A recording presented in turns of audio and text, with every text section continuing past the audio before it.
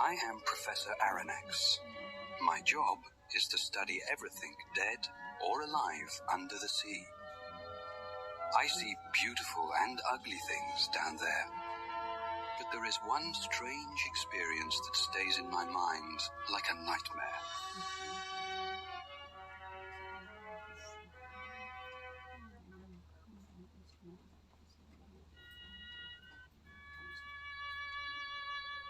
It was 1867. Some sailors said that they saw a dangerous giant monster living in the cold waters of the ocean. Some ships tried to find it and kill it, but they never returned.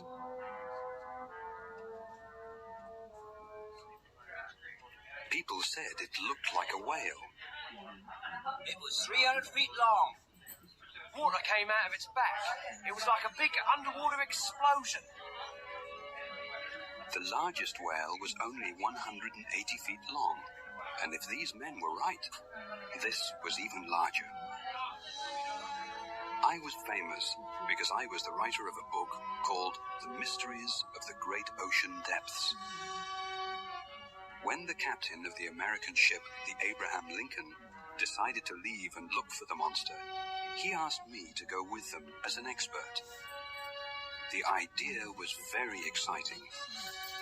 I invited my faithful assistant and good friend, Conseil, to go with me. He always helps me to organize the names and places of the wonderful, strange sea creatures that we find in the oceans of the world. He accepted the invitation and we got ready to go.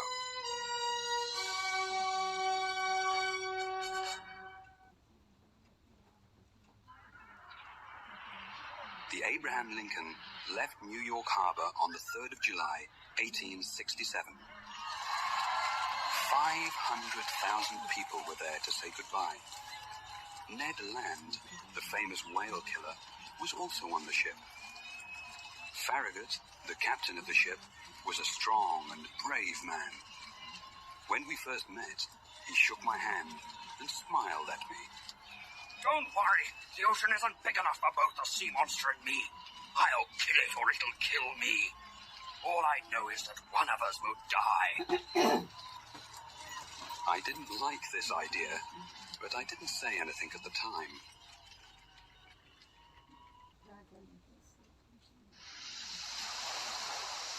We sailed for 3 months, and we never saw the creature once.